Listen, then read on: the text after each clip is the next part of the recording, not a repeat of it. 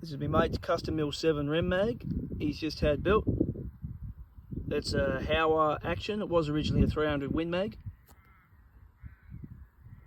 It's got a Bergara barrel, 1 in 9 twist. It's got a Hardy brake.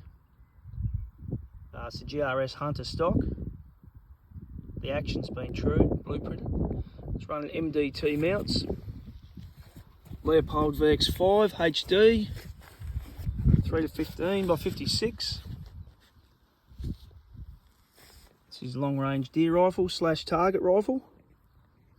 And we've just been doing some shooting out to 600 yards with it, and it's performing beautifully. MDT 20 MOA rail as well. Yeah, very nice tool.